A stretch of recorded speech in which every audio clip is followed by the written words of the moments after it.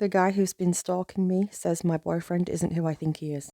The first time I noticed him was at the local coffee shop. I was ready to order my caramel latte when I saw him staring in my direction from a table outside. I didn't assume he was staring at me at first. There were other multiple women in the room that he could have been ogling.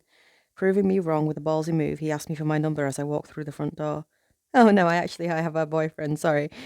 Hoping this would get him off my back, especially because it was the truth. I smiled and started walking around him to get to my parking spot a few yards down the walkway. He stepped in front of me, blocking my path. He doesn't have to know, he winked.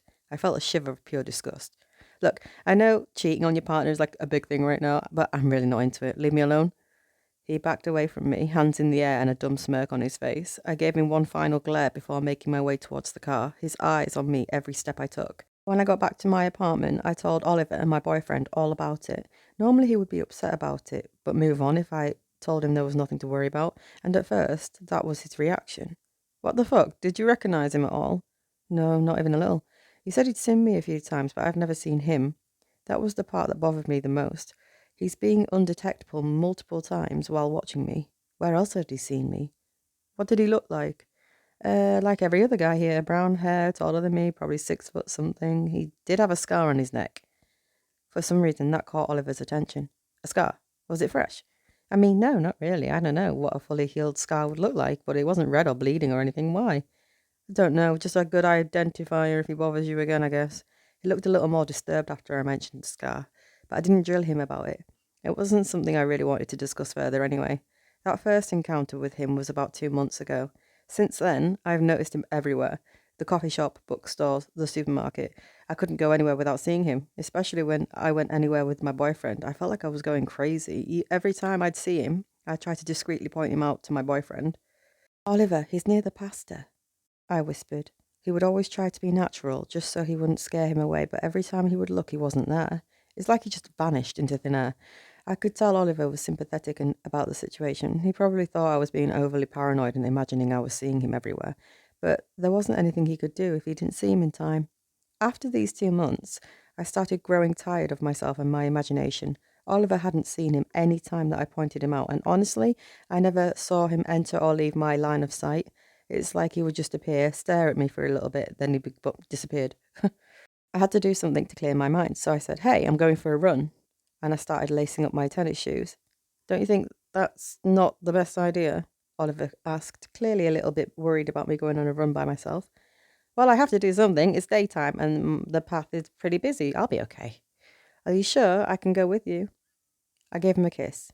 No, I need time alone. You have my location and I have my pepper spray. I'll be fine. I love you. Not even 30 seconds after I got outside and started my run, I felt something tug on my arm, hard enough for it to pop. I didn't have enough time to react as I felt my arms pinned up against the brick and my mouth covered with the leather.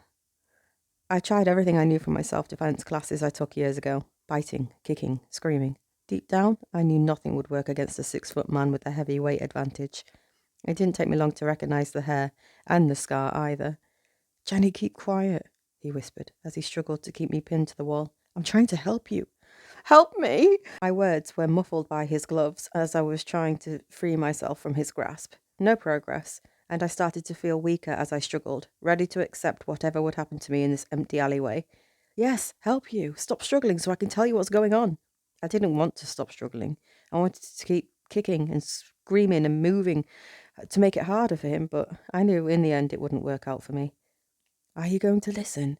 I nodded my head, his glove still pressed against my mouth. Despite living in fear because of this guy for 2 months, I felt nothing but curiosity in that moment.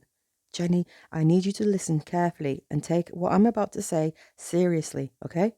How the fuck does he know my name? "The man you're dating, Oliver," he paused, rolling his eyes as if he was trying to figure out what word was coming next. He's not Oliver. Not anymore. He's not Oliver. Not anymore. I stared at my stalker for a few seconds, wondering whether or not he was joking. What do you mean Oliver isn't Oliver anymore?" I asked as he took his hand away from my mouth and let my arms down. "He hasn't been Oliver for a while. Is there somewhere else we could go to discuss this?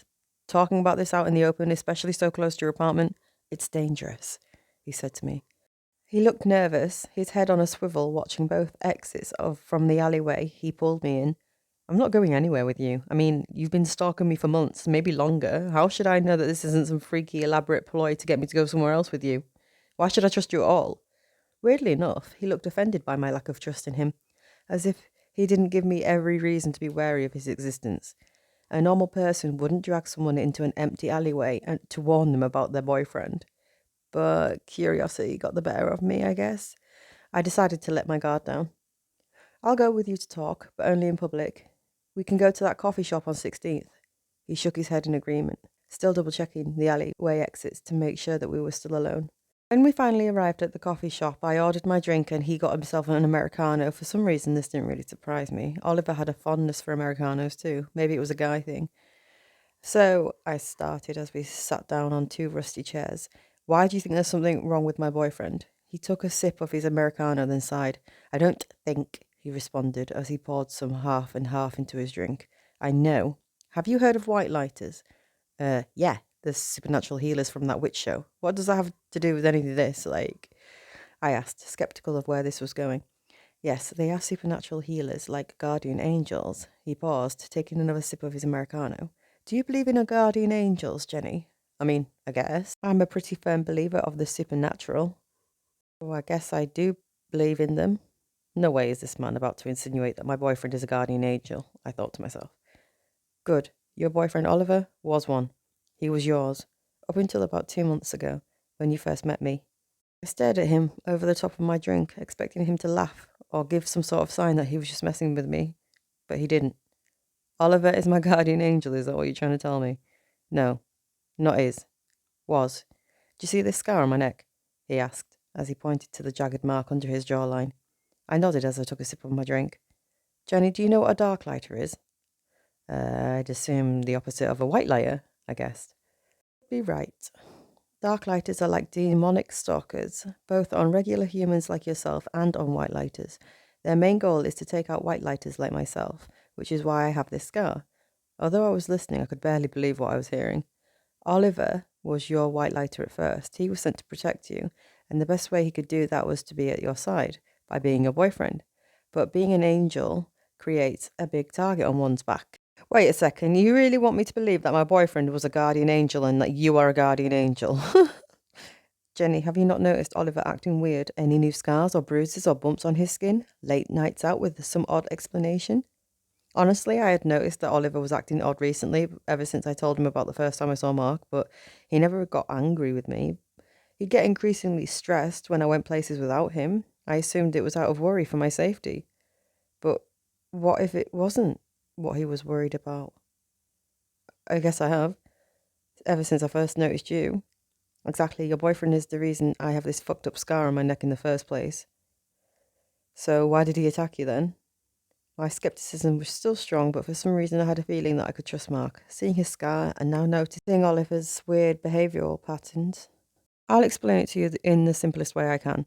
Like I said earlier, guardian angels have huge targets on their back, especially for dark lighters. Some of them want white lighters killed, plain and simple. Others see white lighters and see what they have to offer. When they're turned to the dark side, however, they get them to turn. They use their strengths that white lighters have for their own reasons. Basically, it's good versus evil. Your boyfriend just couldn't defeat whatever dark lighter targeted him, and I guess Oliver had some redeeming qualities. Otherwise, he'd be dead, and you wouldn't be far away from him. So basically, this whole time you've been stalking me to make sure Oliver didn't kill me? No, we've been stalking Oliver. Sometimes I would make sure that you were safe on your own, but yes, the main focus is him. He's corrupt. But he doesn't have to stay that way. To be honest, we weren't even sure if you guys were still dating when we found out he turned. Oh, is that why you asked me for my number that day? To see whether or not we were still together? Yep, basically, pretty much, yeah. We didn't want to keep following you around, but because he was no longer a white lighter, we had no way to track him, and you were kind of our connection back to him. Everything I was being told started to hit at once, and I could tell that Mark noticed I was overwhelmed. It sounded ridiculous and basically unbelievable, but something in me believed Mark. I had every reason to doubt him and tell him to fuck off, but that my boyfriend wasn't some supernatural evil being. But how could I believe in that stuff and not believe that my boyfriend could be part of it? My brain was on overload and I tried to process everything. one thing at a time, but it was brought to a halt when my phone started dinging. Mark stared at me, waiting for me to see who it was texting. I pulled my phone out of my pocket and my chest tightened. It's Oliver. Are you with someone? It's been half an hour. Don't ignore me. I know where you are. I can find you whenever I want. I stared now that I know that Oliver is what he is and that he could find me wherever I go. I realised then that he was probably nearby, stalking me through a window or peeking around a bush, but I didn't feel his presence. I know that sounds kind of strange, but I feel like if he was nearby, I would feel his gaze, and I didn't feel anything other than the normal anxiety I had while talking to Mark. Jenny, Mark said, snapping me out of my own thoughts and back into reality. What did he say? He said he can find me wherever he wants. I think he knows I'm with you, I responded, turning my phone screen to him so he could read the text. Shit, Jenny. I had a feeling we were out for too long. How long do your runs usually last? I'm not sure. Not as long as we've been sitting here, I know that. It's been a little over an hour. Mark could sense that I was getting anxious, and who wouldn't?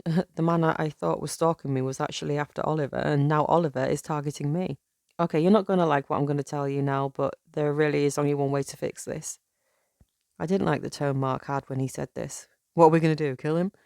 We're going to have to... We're going to have to kill him, but don't freak out quite yet. Kind of too late to tell me that. Because he's a dark lighter, we have to vanquish him. It's hard to explain. You're going to have to try because I'm not too fond of killing my boyfriend. That idea is not cool with me. I know, I get it, he continued, seemingly empathetic to my situation. Basically, dark lighters have crossbows that they use to kill white lighters. They have a poison that slowly drains them of their power and then their lives, and they aren't invulnerable to these arrows. It works on them the same way it does white lighters. The only issue is that it's hard to get the crossbow away from them. At this point, I could tell where this was going. I'm pretty sure you probably can too. You're going to have to be the one to take the crossbow away from him, and the only way to do that is to make sure he knows I'm around. So you want me to risk my life and yours to get some crossbow? Not yours. Although he's been corrupted, I don't think he would hurt you. Not quite yet. So we're limited on time then? Yes, which is why I think we need to do this today. Mark and I sat for a little while longer and devised a plan. Basically, it goes like this. I bring Mark to the apartment. Oliver will probably try to kill him with the crossbow. Apparently, these white lighters can orb in and out of places, basically like teleportation. So he'd orb behind Oliver and restrict him while I get the crossbow. I'd shoot him. Mark would heal his body while the dark lighter power dies off, leaving him to be completely human since his white lighter powers can't be restored. After developing the plan, we headed towards the apartment and I texted Oliver, telling him that I had to stop somewhere to grab something to eat.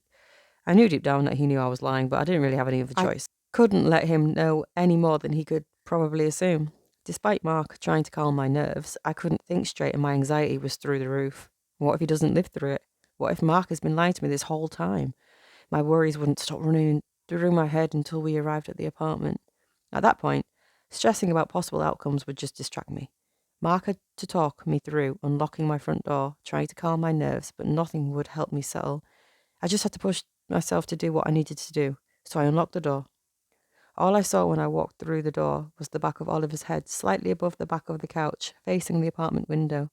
Did he not hear me come in? Hey Oliver, I'm back! Sorry I was out for so long.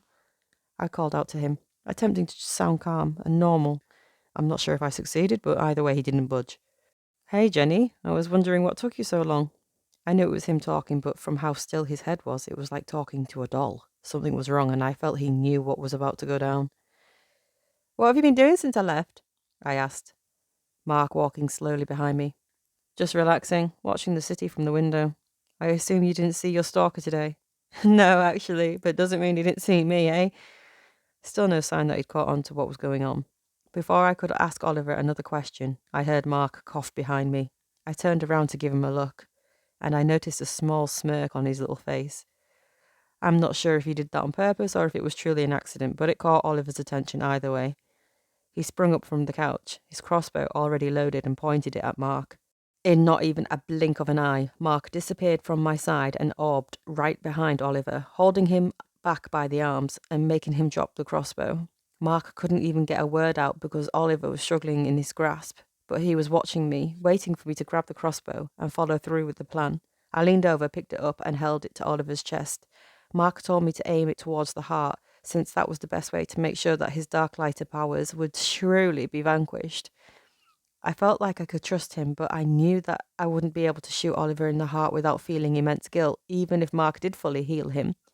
Against my better judgment, I still aimed at his chest, closing my eyes, and pulled the trigger. I heard not one, but two agonizing screams come from across the living room, and I opened my eyes. Both Mark and Oliver were both lying on the floor, holding their wounds and crying in pain. I couldn't even reach Oliver before I saw the life leave his body, but Mark was still barely holding on, clutching his chest where the arrow had pierced him.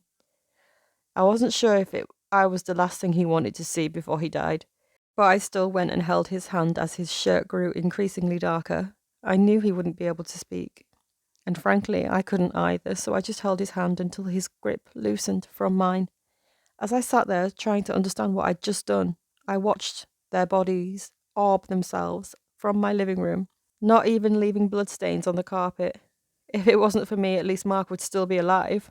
Although I pointed the crossbow at Oliver's chest, it must have shifted when I closed my eyes and drifted up towards his throat. It hit there first, piercing far enough through him to reach Mark's chest, resulting in them both losing their lives. I know I had to shoot Oliver either way, but nothing will change the fact that Mark died from my own stupidity and cowardice. I shouldn't have closed my eyes. Now I'm sitting in my living room, writing these updates, wondering what I should do next. I'm not sure if Mark had any family or if they were even human, but I knew Oliver's mum would stop receiving messages from him for an extended amount of time, and she'd become suspicious. How do you explain to someone that their son died because of some weird supernatural entity taking over his body? You can't. I just hope that being with them both when they died gives them peace.